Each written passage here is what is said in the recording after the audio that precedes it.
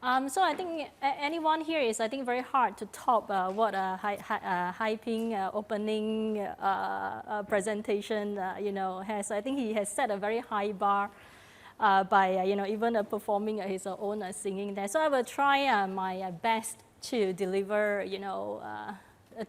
this presentation to you.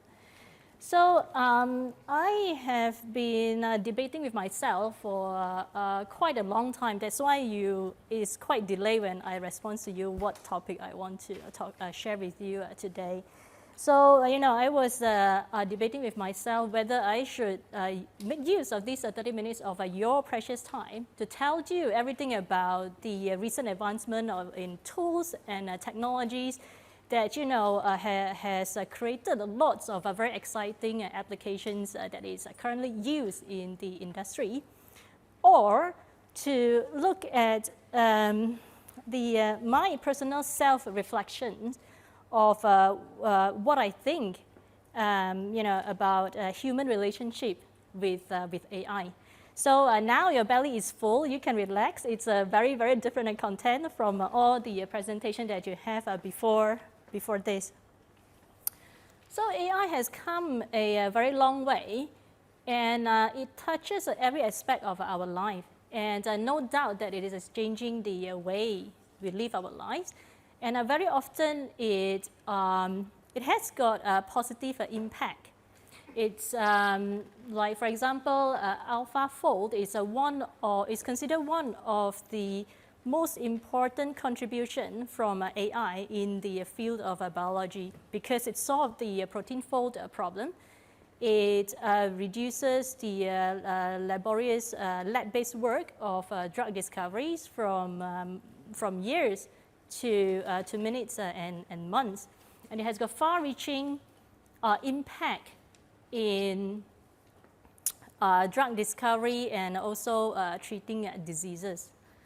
And also, with AI, we are able to give voice back to those who have lost their voice. So this guy here, Chris Martin, was a radio DJ. He lost his voice due to cancer. And with a voice synthesizer, now he can communicate with anyone in his own voice. So we can also bring healthcare to places, to villagers where they do not have access to health facilities. We are able to use technology to help to preserve these very precious heritage sites that we are losing to human inflicted war. We've also recently, with a large language model, we are able to bring services to villagers in countries like India. I was told that they have got almost 400 spoken languages, and just now I was having lunch with one of our fellow here, and he told me that there are 16 national languages. And not everyone in the village or educated in the different states has got the ability to access information or government service that's put out there in English or in languages that's not their native language. So it does break down the barrier here. And on this corner here, her name is Maria from Puerto Rico. She's born with a disability that she has got very, very constrained motion. And therefore, the sign language that she has developed is very unique to her. So it's only her parents know how to interpret her sign language. Now, again, with the advancement in AI, we are able to make communication very accessible to people like her. So now she has got a sign language interpreter that is customized to her own sign language. This actually opened up her social circle a little bit more than her own parents. Yeah, so these are the good things, and also many more as well. Now the narrative is about to change.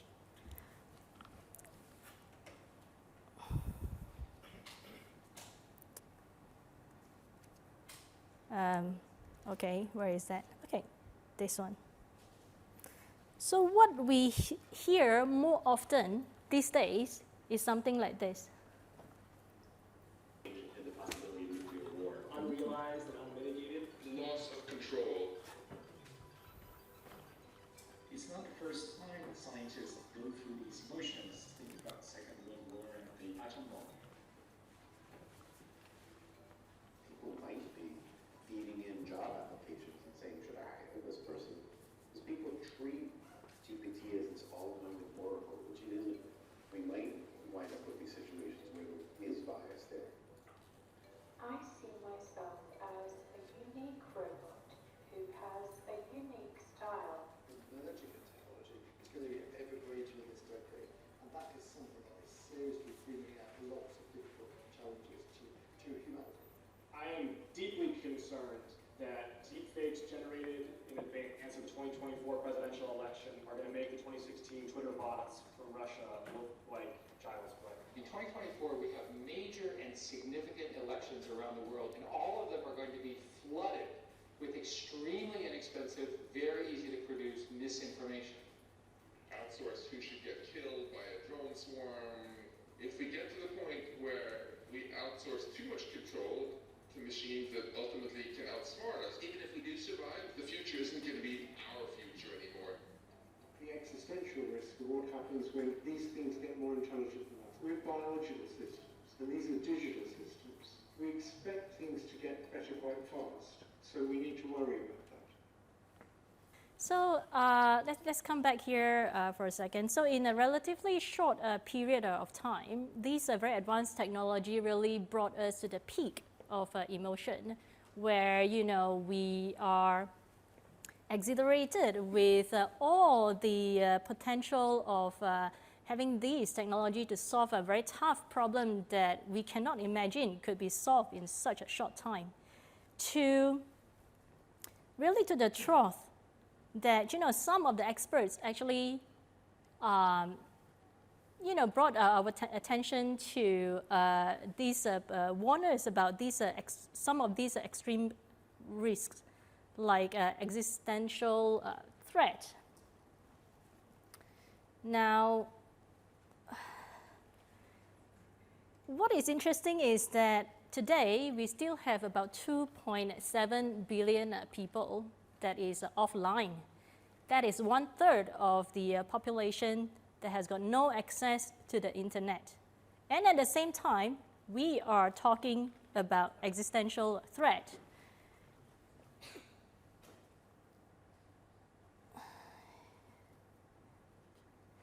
So it seems like as AI display more and more powerful traits, we fear.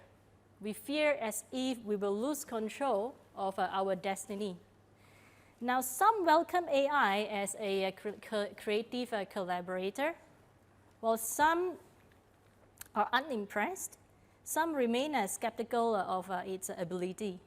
But for sure, our relationship with machines is going to become more and more complex. So the concerns about ethical implications and AI value do persist. And I think it's hard to say otherwise. So we are both drawn to its potential and also wary about its negative implication. Now, some technology that actually give voice to people who has lost their voice, and the technology that allow you to create a virtual assistant, the technology that preserve historical artifacts, right? As models become more and more robust and powerful, it will come one day where we can actually preserve ourselves digitally. So this actually lead to legacy preservation. Now, add advanced robotic, that there will come a day we may be able to physically preserve ourselves.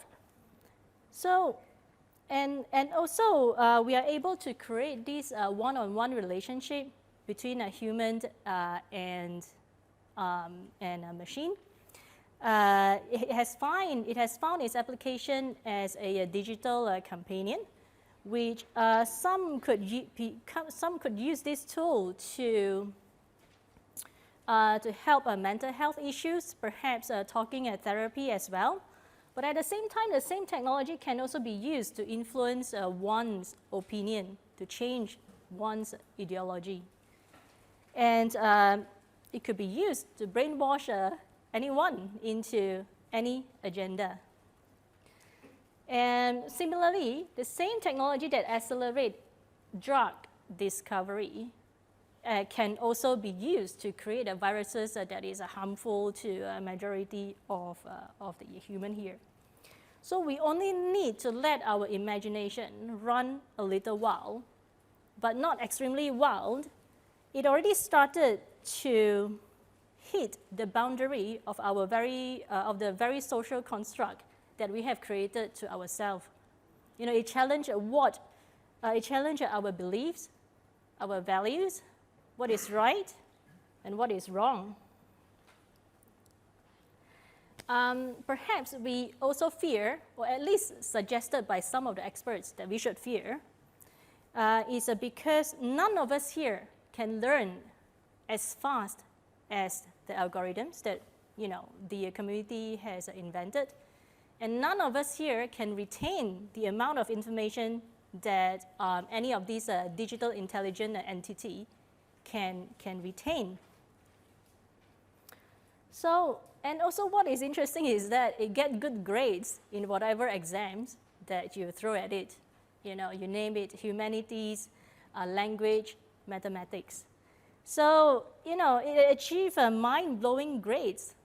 Then I think it opened up the question of what the role a school should play.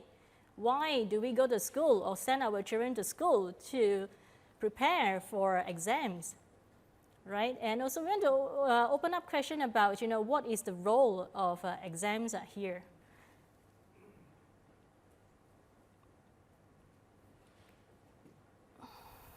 And if it can have an IQ, if this digital entity can have IQ, someone, put a ChatGPT into a specific verbal IQ test, tested on 5 out of 6 subtests. It has got a score of 155.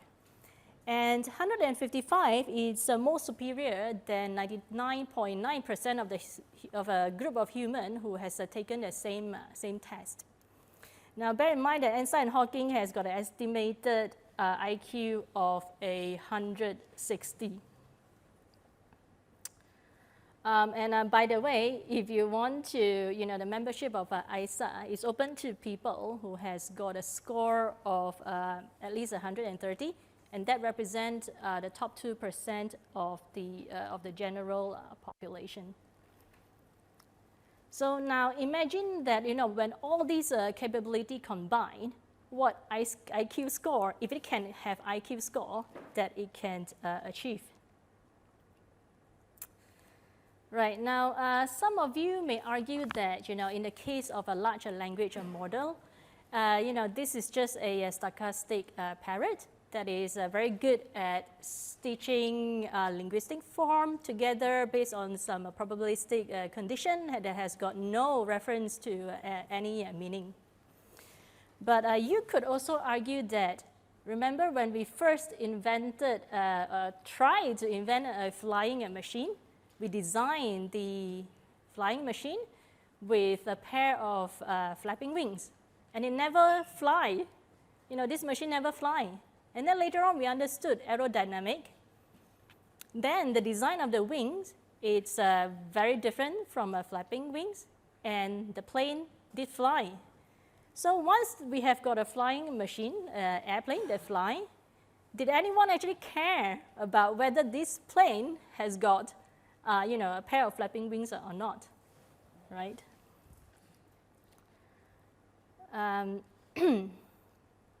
Right. So let's come a bit closer to home. We know that it has changed job. It is changing our job now, and it will change job in the future. And I think this is largely due to its efficiency.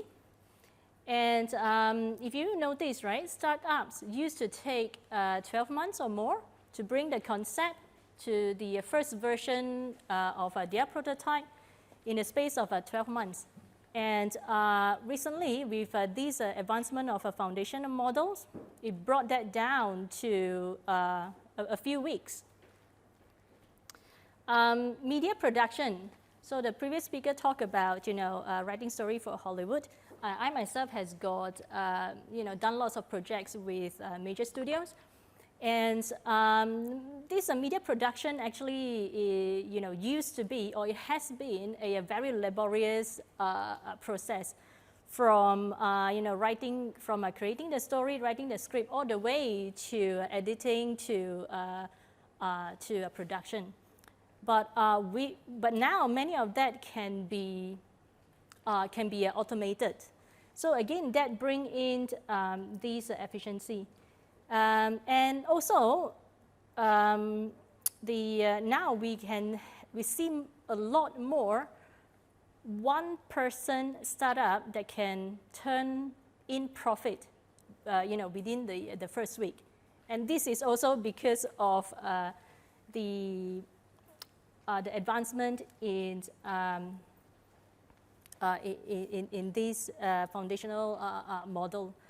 What is interesting is that we invent things for efficiencies, but with such efficiency, we worry about our jobs. Now, this is what OpenAI found. So they revealed that 80% of the US workforce will have at least 10% of their work tasks affected by the introduction of large language model. And 19% of the worker will have at least 50% of their tasks impacted. And it also said that, GPT exhibit traits of general purpose technologies that can impact us economically, the social and policy implication.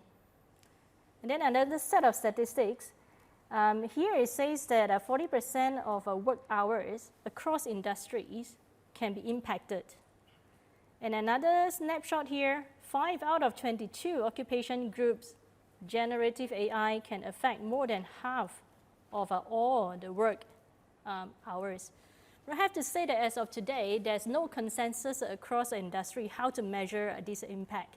But with these, a couple of examples here, it does show us the trend. So now, while all this seems to be statistics, right? They feel a bit detached.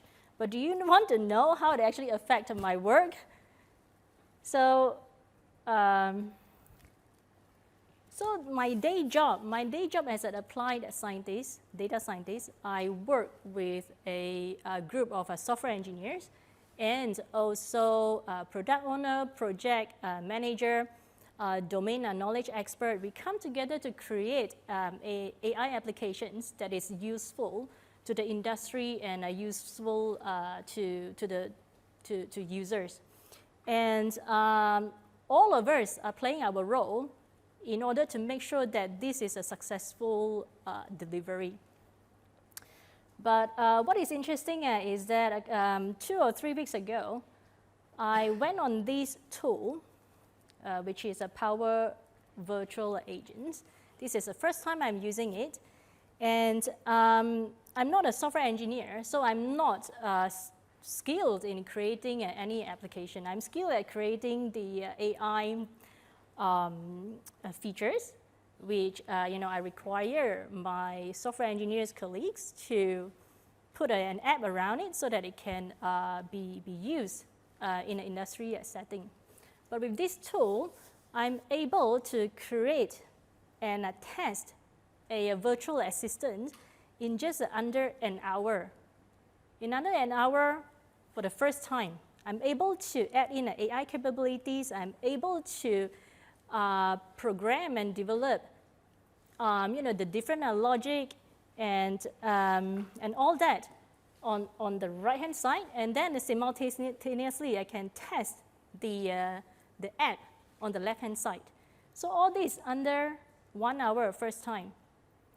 I feel great, I feel enabled, and I feel empowered. So similarly, my software engineers colleagues, they also go on a different tool, in this case Azure AI Studio, where they can create language functionality that either for the use of a virtual assistant or any other completion task. It has got the ability to tune the parameters and to test, how well this language model is responding to whatever use case that they are working on. So they feel enabled. They also feel empowered. So they are excited too.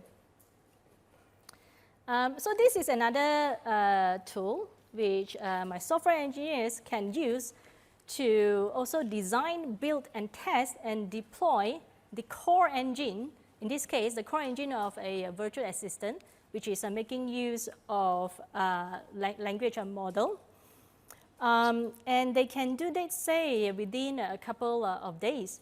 And these are the job. This job and this job used to be my job, but my colleagues, they are able to do that in 2 days. So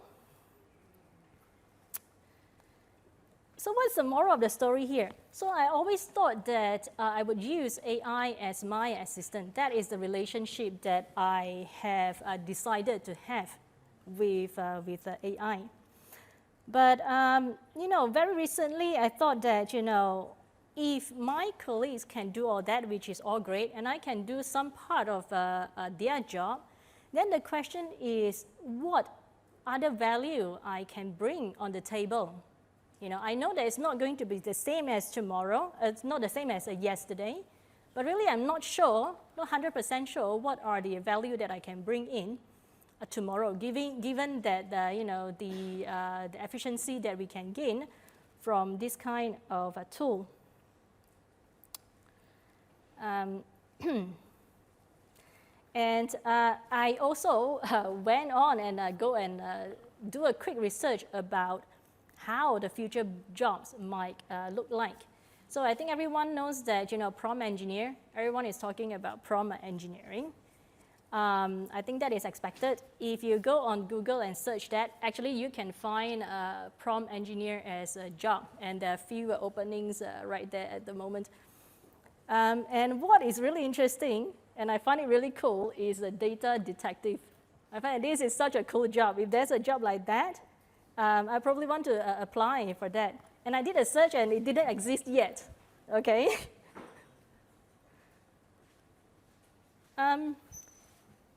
Yeah, and also another interesting thing, I couldn't believe there's a course in Udemy that actually teach you how to start a business by using ChatGPT and Midjourney, by using AI. This is actually quite mind-blowing. And also there are incredible examples where AI is enabling humans to be very successful. So we have a man who starts business with only $100 by doing what ChatGPT tells him. So it's actually mind-blowing that it's hard to imagine that today we humans, we are willingly give away our control voluntarily to AI, to let AI make decisions for us, right? It's only yesterday that we do data-driven decision, but today we let AI do all the decision for us. So that's incredible.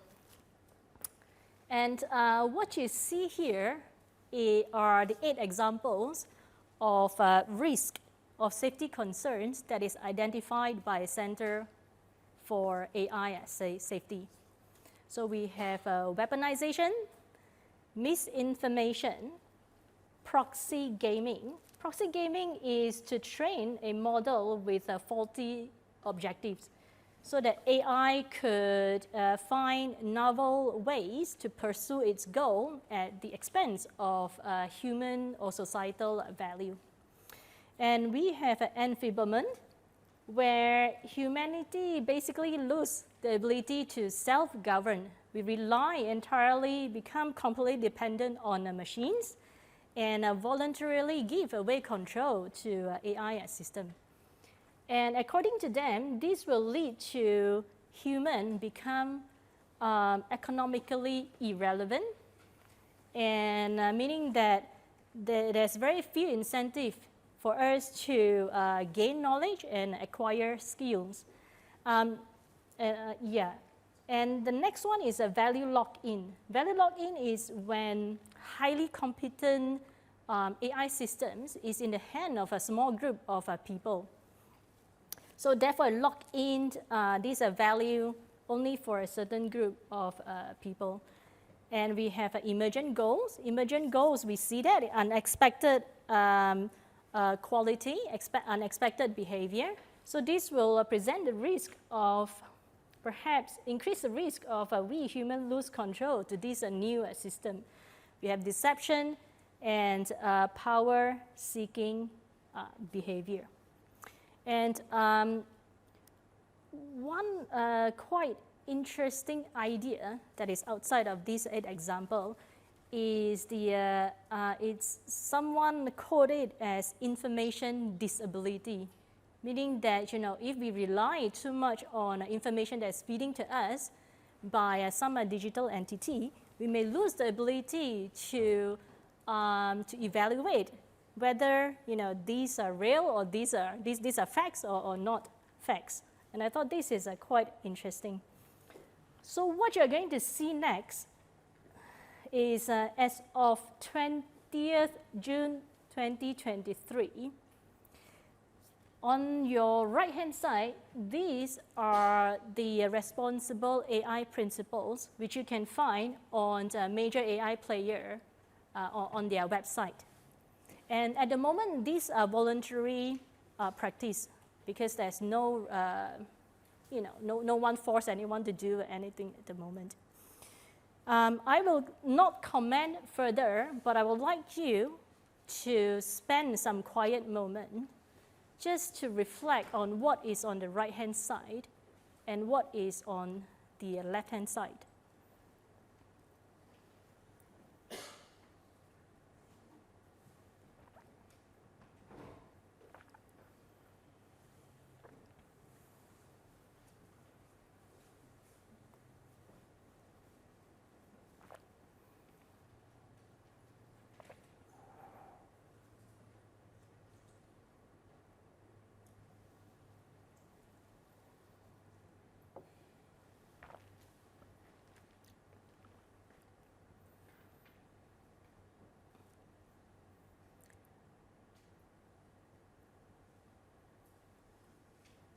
Okay, this is just a starter. I hope you can, if you're interested, go and spend some time on your own to perhaps reflect on that.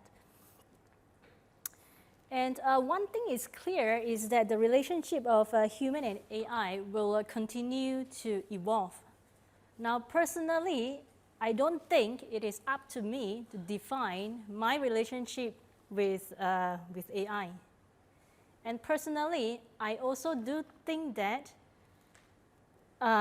it's also perhaps not possible for you as an individual to define the relationship between yourself and AI on your own.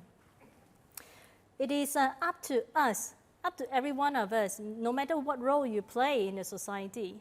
It could be teachers, farmers, students, parents, children.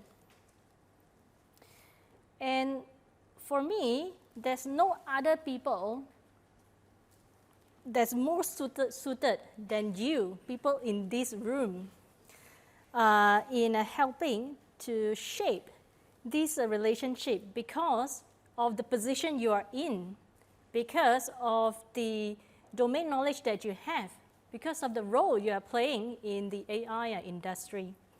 So, and And when you do that, don't forget that there are still 2.7 billion people who are offline now. Whatever you decided to do or not to do will definitely have a far-reaching impact for people, for the other 2.7 billion people who are going to get online in the next few years. So, so this is a little gift I want to share with you. It is co-authored with GPT-4. It is recited by Sonia, the neural voice. And let's hear it. In realms where AI's blessings bloom, dwells the shadow of impending doom. A double-edged sword, both friend and foe. The choice is ours, which way to go. We wield the power to shape our fate as algorithms weave and integrate.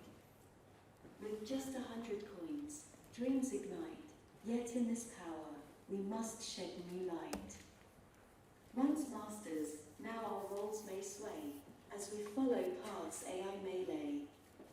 But with the wisdom that we bear, we can harness AI with conscious care. In every heart, the choice resides to steer the future as it glides.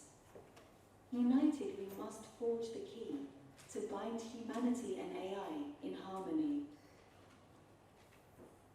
Okay, so I welcome any question that you have. All right, yeah.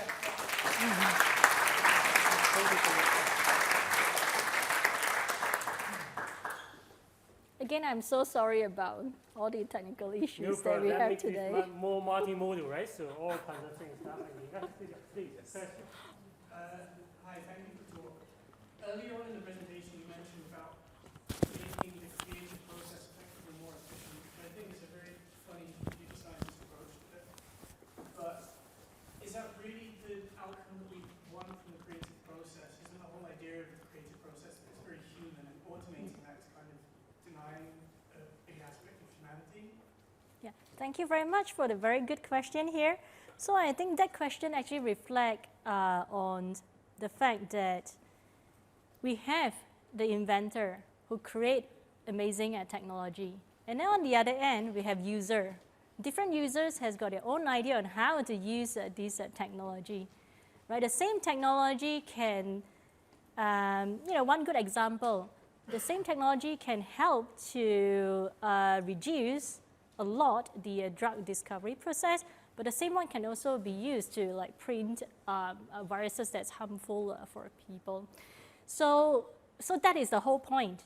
You know, the creator and the user, sometimes you may think that they are joined, but maybe they are quite disjoined, right? So these are I think we have questions more than answers. These are the questions that I want to bring to your attention. That is the reason why, I deliberately, I debate with myself what topic I should bring to you guys today. So thank you for that question.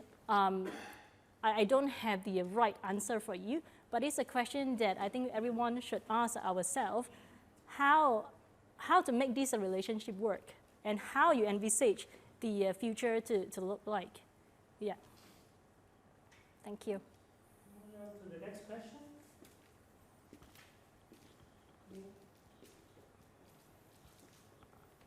Any questions? Yeah. Thank you very much for the talk. At the beginning, you made the point that AI could is more intelligent than us, could hold more knowledge in its memory. You didn't comment on how it uses so much more energy than us Yeah. to do exactly the same things.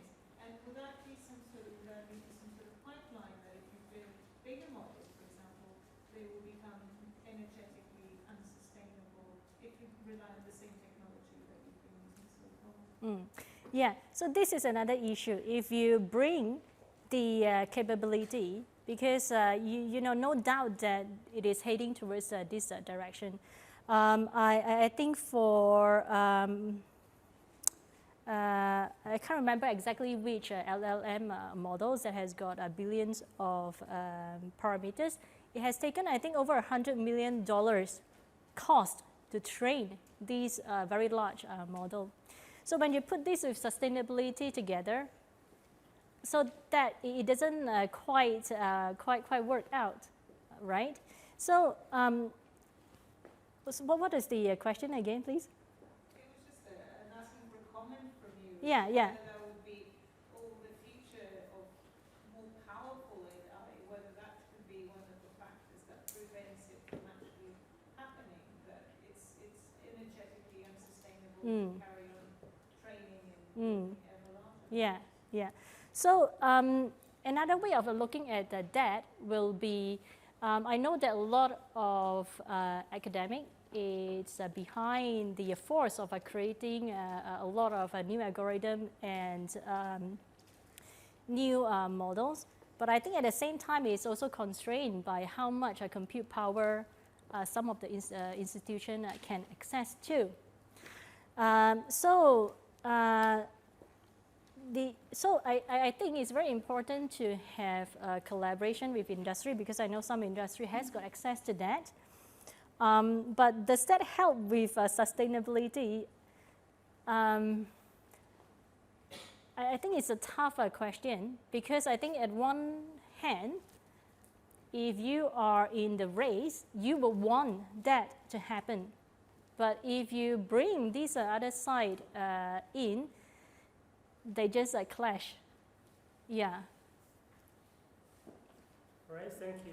I will ask you one question. Okay, cool. Do you think the number of people interested in research will increase or will decline? Right. So it is like many of the jobs actually are no longer needed, right? But I think researchers may still be quite much needed. So do you think that people that are willing to do research will continue to grow, or or it will actually decline because they think AI is so powerful? So that is a good question. So with the advance of AI, we question our value in the workplace every day. Like I gave you an example, I question my value, what different value I should bring on the table. I think the research might take a slightly different, we'll look into slightly different aspect. So what we hear today and see a lot is the advancement of the models, how well the models can perform, how many domain you can apply across a domain. But I think with some of the warning, at least from some of the experts, perhaps the more of the societal issue may perhaps involve people in the area of philosophy to look into research like that, I think. I don't think your research will go away, but I think you will probably have to work with people from different faculty to explore that area. I think we do have people from psychology, right? So I think will there be like some kind of future jobs like emerging out of that list, right? So for example, we know there's mental health consulting, whatever, right? So I think in the area of AI, what kind of new jobs like beyond those you have listed, like AI, AI auditor, detective, right? So will there be any kind of new kind of consultants that can help to address the kind of issues or help us to deal with the kind of dilemmas we are facing, either as a researcher or as a committee member? You need to rephrase that for me, please. Yeah, so ChatGPT, where are you? GPT will summarize it for me, right? So I think that's I think we will be like you are studying even as a scientist, have been in the field for so many years. Right? So what my question is that beyond those kind of jobs you have listed, right? So will there be kind of more like AI health? Right? So now we have physical health, have mental health, right? So will there be kind of like a digital health? AI health with concepts that may emerge that may need or maybe even evolve into a profession, because we see many of professional disappearing. Will that be something part of the solution of it? Oh, I think that is an interesting point, because if you look at a gaming industry, we have teenagers or adults that is very addicted to gaming. And then, after a while, people started these digital rehabilitation, right? We try to take people who, there are people who actually, collapse in front of their game console. So I can only refer to, what we have seen so far and take example from this gaming industry. So. I think that's a future. And also a lot of, mental health issues that is caused by social media that, we know about. Yeah, so now all the stress and mental health issues. Like, I used to talk to my mentor, right? But now I don't. Getting too busy, then I just talk to ChatGPT, right? So ask for advice. Yeah. So you find efficiency in that way. That's right. All right. Any other questions? All right. Yeah. What last question from this?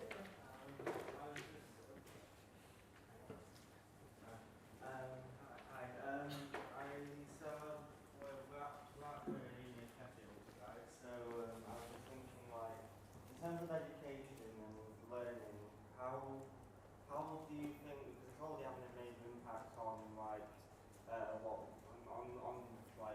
education and students figure out how to use ChatGPT and all these tools. What do you think it will mean for the future of learning as a concept? How do you reckon we had when Google came, when the internet came in, that changed learning quite a lot. Do you reckon it's the same sort of impact? Yeah, so thank you for the very good question. This is exactly one of the points that I was, presenting just now, where a GPT can pass all the exams with flying colors. Then the question is, what is the role of a school? What is the role of exams? I'm afraid I don't have a complete answer for you. But, I encourage everyone to think about this. If this digital entity can do, let's say can do everything, one day can do everything for us, what is our value, right? How do we continue the relationship with the existing things that we have already interacted with, for example, like school? Yeah. Yeah, let's thank Chew-Yean again for the... Thank you so much. Thank you. Thank you.